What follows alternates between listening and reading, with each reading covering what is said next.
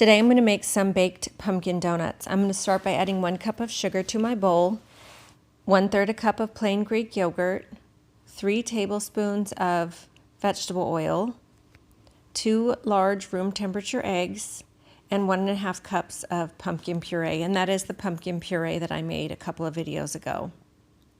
And then I'm just going to use my rubber spatula and stir this all together.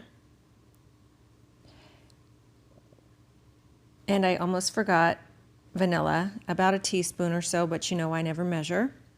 And then we're going to add our dry ingredients, which are 1 3/4 cups of flour, a teaspoon of baking powder, a teaspoon of salt, a 1/2 teaspoon of baking soda, and 1.5 teaspoons of my pumpkin pie spice. And then I am just going to put all of the dough into a Ziploc bag, and I'm going to cut the tip off, and I'm going to pipe it into my sprayed donut pans. And they're not perfect, but that's what makes them so delicious. And you want to fill the donut wells up pretty full.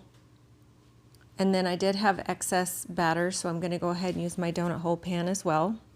And then I'm going to bake these in my 350-degree oven for about 17 to 19 minutes. And they smell so delicious. I cannot wait to try one of these. And the bottoms, of course, are nice and golden brown. The tops are a lighter color just because that's how they cook. So now I'm going to put a cinnamon sugar topping on them. I'm going to melt some butter, and I'm going to put the top of the donut in the butter and then into the cinnamon sugar. And then with the donut holes, I'm just going to put them in the bowl with the butter and then put them in the bowl with the cinnamon sugar and just zhish them around so that way they get fully coated. I'm also going to throw them around the counter. But these are so good. Give them a try. Subscribe and follow for more. Enjoy!